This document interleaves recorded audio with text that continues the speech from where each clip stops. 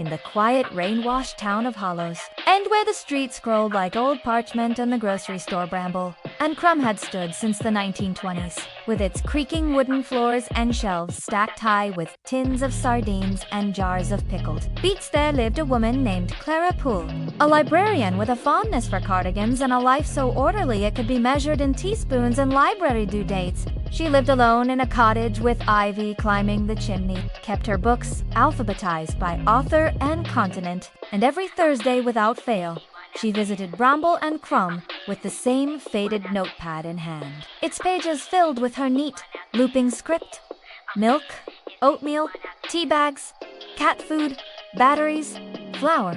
It was a list so routine, so unremarkable, that even Mr. Bramble, the elderly owner with a hearing aid that whistled when he laughed, would begin gathering her items before she reached the counter. But one Tuesday, when Clara opened her notepad to jot down a reminder for her dentist appointment, she froze beneath her usual list. In ink that shimmered faintly like oil on water were 3 new lines she had not written. Black peppercorns, red thread, a photograph of someone you've wronged. She blinked, turned the page, checked the back. Nothing. She hadn't bought peppercorns in years. Red thread?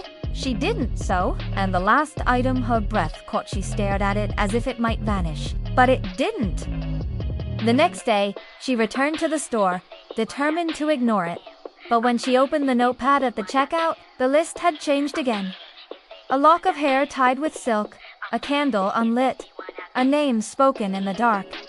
Her hands trembled. "Everything all right, Clara?" Mr. Bramble asked, squinting. "You look peaked." "Fine," she lied, forcing a smile. "Just forgot my reading glasses." That night, she burned the page, scattering the ashes in the sink. But the next morning, the notepad lay open on her kitchen table, pristine, the list rewritten in the same iridescent ink. "Find the blue door. Ring the bell 3 times. Bring what you stole." Panic coiled in her chest. There was no blue door in Hollow's End. Not on any street she knew. And what had she stolen? She was a librarian. For heaven's sake, she'll find people for late books, not for grand larceny. Yet the list wouldn't let her go. It began to appear not just in the notepad, but on her grocery receipts, on the margins of library books. Once even written in steam on her bathroom mirror. "You took her chance, her voice, her future." The words gnawed at her. She started dreaming of a girl pale, with dark braids and eyes full of accusation, standing in a field of tall grass, mouthing something Clara couldn't hear. Then came the day she found an old photo album in the attic while searching for winter blankets, dusty and forgotten. It fell from a box labeled Mother's Things. Inside, among sepia-toned portraits of stern ancestors, was a picture of 2 girls, no older than 10, standing arm in arm in front of a schoolhouse. One was Clara, unmistakable even then. The other, her breath stopped as the girl from her dreams. On the back, in faded ink, "Clara and Eliza, -1987. Best friends." But Clara remembered no Eliza. She flipped through the album. More photos. Birthday parties, sleepovers, a handwritten note. "I'll always love you, even if you forget me." Who was this girl? And why had Clara erased her? Desperate, she visited the town archives, digging through yearbooks and newspaper clippings until she found Aida's small article from 1988. Local girl wins. Youth poetry contest. Eliza Morrow, 10. Triumphs with the sky's quiet fire. The prize, a scholarship to a prestigious art school in the city. A life-changing opportunity. But beneath it, a correction notice. Due to administrative error, prize reassigned to Clara Poole. Clara's blood turned to ice. She had no memory of winning a poetry contest. No memory of writing a poem. But there it was. Her name, her photo, her acceptance letter tucked in the back of the album. She hadn't just forgotten Eliza. She had stolen her destiny. The final entry appeared that night, written not on paper but on her bedroom wall in glowing script.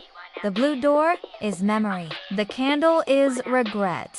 Speak her name before midnight, or the list becomes yours forever.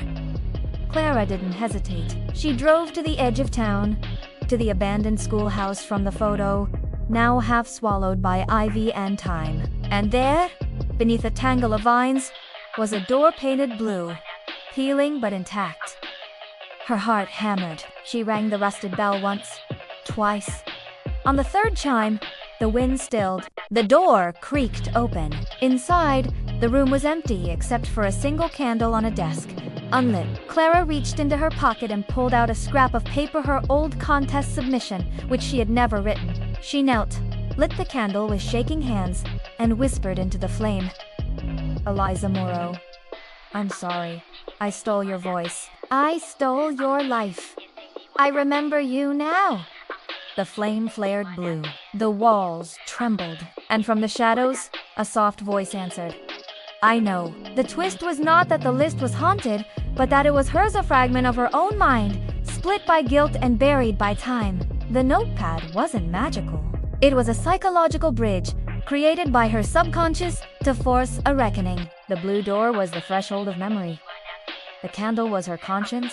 And Eliza, she hadn't vanished. She had become a recluse, a poet who never published, living 3 towns over under a different name. The next morning, Clara found a new note in her notepad, her own handwriting, clear and steady. Milk, oatmeal, tea bags, cat food, batteries, flour, and one red thread. She smiled.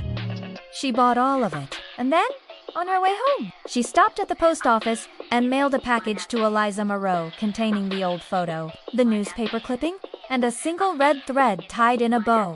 The lists never returned. But sometimes, late at night, Clara hears a soft chime like a distant bell, and, in the silence, she whispers a name. Not in regret, but in peace. Because the greatest secrets aren't the ones we keep from the world, but the ones we hide from ourselves, and the only way out is to finally speak them aloud.